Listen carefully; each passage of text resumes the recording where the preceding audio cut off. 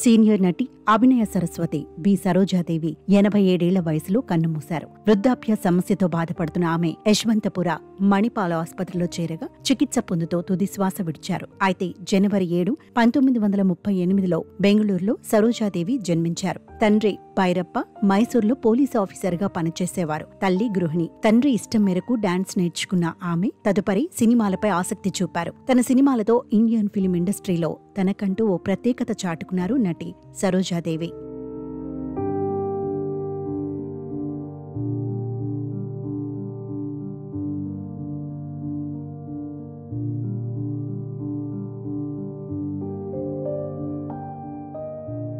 కన్నడ చిత్రం మహాకవి కాళిదాసుతో బి సరోజాదేవి నటిగా తెరంగేట్రం చేశారు. తెలుగులో ఆమె నటించిన తొలి చిత్రం పాండురంగ మహత్యం.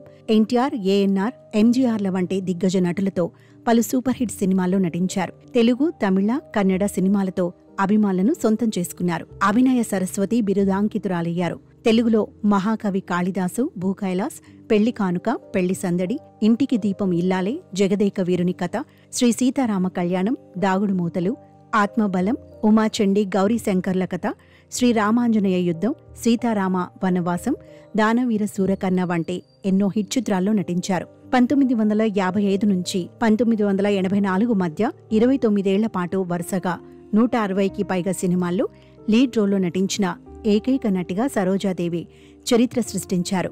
తెలుగులో ఆమె నటించిన చివరి చిత్రం దేవి అభయం.